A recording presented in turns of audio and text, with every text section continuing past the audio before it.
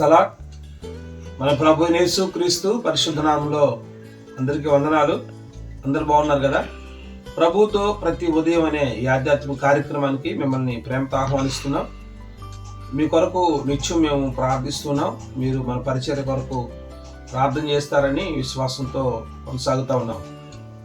ఈరోజు దేవుని యొక్క వాక్యాన్ని మనం ధ్యానం చేసుకుందాం. 21 నవంబర్ 2024 నిర్గమకాండం 4వ అధ్యాయం 31వ వాక్యాన్ని మనం చదువుకుందాం. మరియు యెహోవా ఇశ్రాయేలును చూడవచ్చి తమ బాధను కనిపెట్టును మాట జనులు విని తల వంచుకుని నమస్కారం చేసిరి. హల్లెలూయా. ఇశ్రాయేలు ప్రజలు 430 సంవత్సరాలు బానిస బ్రతుకుల్లో జీవిస్తున్నటువంటి ఇశ్రాయేలు జీవితాల్లో ఎన్నో శోధనలు, వేదనలు, బాధలు, కష్టాలు, కన్నీళ్లే తప్ప సంతోషము, సమాధానం, ఆనందాన్ని వాళ్ళ జీవితాల్లో కనుమరుగైనటువంటి రోజులు. నిరాశ నిస్పృహంలో ఉండిపోయారు. ఇంకా మా జీవితాలు ఇంకా బాగుపడవు, మా బ్రతుకులు ఇంక ఇంతే, మా జీవితం ఇక, మా పిల్లలు, మా భవిష్యత్తు అంతా ఇక ఈ ఫరో సైన్యం కింద బానిసలుగానే బ్రతికిపోవాలా అనేటువంటి ఒక భయంకరమైనటువంటి నిరాశలో, నిస్పృహంలో ఉండిపోయారు. ఆశ లేని ప్రాణాలు ఇవి.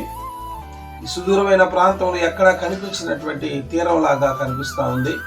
ఇలాంటి భయంకరమైన పరిస్థితుల మధ్య వాళ్ళు కొనసాగుతూ ఉంటున్నప్పుడు మోషేతో దేవుడు మాట్లాడడం, అహరోన్ని ఏర్పాటు చేసుకోవడం, వీళ్ళిద్దరూ వెళ్ళి ఈ 4వ అధ్యాయంలో మనం చూస్తే తరువాత మోషే అహరోన్లు వెళ్ళి ఇశ్రాయేలు పెద్దలందరిని పోగు చేసి యెహోవా మోషేతో చెప్పిన మాటలన్నీ అహరోను వివరించి జనులు ఎదుట ఆ సూచక క్రియలను చేయగా జనులు నమ్మిరి. ఎప్పుడైతే మోషే అహరోన్లు వెళ్ళి వాళ్ళందరూ పోగు చేసి అహరోను వాళ్ళకి దేవుడు చెప్పిన విషయాలన్నీ వివరిస్తూ వచ్చాడో, సూచక్రియలు, అద్భుత ఆశ్చర్య కార్యాలు వాళ్ళ మధ్యలో జరిగించినప్పుడు జనులు నమ్మేరంట వాళ్ళని. కాబట్టి ప్రియమైన దేవుని బిడ్డలారా, దేవుడు మీ జీవితాల్లో కూడా ఒక అద్భుతం చేయాలని ఆశపడుతున్నాడు. మీ కుటుంబాల్లో కూడా ఒక నూతన కార్యాలు చేయాలని ఆశపడుతున్నాడు. నువ్వు నిరాశ నిస్పృహల మధ్యలో ఉండిపోయినావా? వేదన, దిగులు, చింతే నీ జీవితానికి ఆధారంగా బ్రతుకుతున్నావా? కన్నీళ్లలో కాపురం చేసుకుంటూ నా జీవితం ఇంకా మారదు అని దిగులు పడుతూ ఉన్నావా?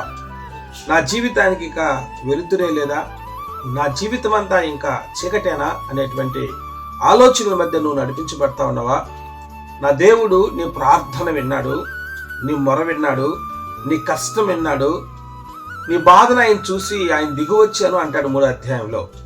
కాబట్టి ఈ ఉదయకాల సమయంలో పరిశుద్ధాత్మ దేవుడు నిన్ను బలపరచడానికి ఆయన ఈ వాక్యము ద్వారా మాట్లాడుతున్నాడు. ఈ నిరాశ నిస్పృహతల్లో నువ్వు ఉండిపోయి ఉంటే, ఏంటి నా కుటుంబ పరిస్థితి, నా బిడ్డల జీవితం ఏంటి, నా బ్రతుకేంటి, నేను వీటిలోంచి గట్టెక్కగలనా, వీటిలోంచి నేను తప్పించబడగలనా, మళ్ళా నా జీవితంలో సంతోషం, ఆనందం అనేటువంటి ఛాయలు వస్తాయా, మా ఆయన లేదా నేను, మా కుటుంబాలు ఆశీర్వాదకరంగా ఉంటామా అనేటువంటి నిరాశ నిహుల్లో ఉన్నవా? ఒకవేళ ఉద్యోగ వేటలో నువ్వు ఉంటే, పిల్లల కొరకు నువ్వు ఎదురు చూస్తూ ఉంటే, లేదంటే పెళ్లి కొరకు నువ్వు చూస్తూ ఉంటే, నువ్వు సహోదరుడైనా నా దేవుడు నీతో చెప్తున్నాడు, ఆ రోజు ఇశ్రాయేలు ప్రజలను ఐగుప్తు చెరలో నుంచి విడిపించిన దేవుడు, వాళ్ళ నమ్మడానికి దేవుడు ఒక అద్భుతం చేస్తా వచ్చాడు. వాళ్ళు అడిగారు, వాళ్ళ మాటలు విన్నప్పుడు ఒక అద్భుత ఆశ్చర్యకార్యాలు చేసినప్పుడు వాళ్ళు నమ్మారని ఉంది. ఈ ఉదయకాలం పరిశుద్ధాత్మ దేవుడు కూడా నీ జీవితంలో ఒక అద్భుతం చేయబోతుంది. ప్రార్థన చేయి, దేవా ఇలాంటి పరిస్థితుల మధ్య ఇశ్రాయేలు ప్రజలు 430 సంవత్సరాల బానిసల నుంచి విడిపించావే, నాకు కూడా సహాయం చేయు ప్రభువా అని నాకు ప్రార్థన చేయి. ప్రియదేవుని బిడ్డలారా, అద్భుతాలు నీ మధ్యలో జరగబోతా ఉన్నాయి, ఆశ్చర్య కార్యాలు జరగబోతా ఉన్నాయి, సూచక్రియలు జరగబోతా ఉన్నాయి, మహత్కార్యములను దేవుడు నీ జీవితంలో జరిగించబోతా ఉన్నాడు. ప్రార్థన చేస్తాము. దేవుడు మన జీవితాల్లో ఇటు ఆశ్చర్య కార్యాలు జరిగి ఇశ్రాయేలు ప్రజలు ఏ విధంగా అయితే ఐగుప్తు చెరలోంచి విడిపించబడ్డారో, మన జీవితాల్లో, నీ జీవితాల్లో ఒకవేళ ఎలాంటి పరిస్థితుల మధ్య నువ్వు ఉంటే, అది ఎలాంటి చెరో నాకు తెలియదు, కానీ ఎలాంటి ఇబ్బందుల మధ్య నువ్వు కుమిలిపోయి కాలం గడుపుతూ వస్తున్నావు నాకు తెలియదు. ప్రభు దగ్గర పెట్టి, ప్రభు ఇది ఈ స్థితి నాది, ఈ పరిస్థితి నాది, నువ్వు ఎట్టి ప్రార్థన చేయి, దేవుడి జీవితంలో గొప్ప కార్యం చేస్తాడు. ప్రార్థన చేసుకుందామా? కళ్ళు మూసినట్లయితే అందరూ ప్రార్థన చేసుకుందాం. నమ్మదగిన తండ్రి, మీకు వందనాలు, స్తోత్రాలు చెల్లిస్తున్నాం.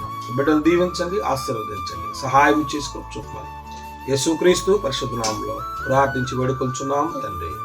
ఆమేన్.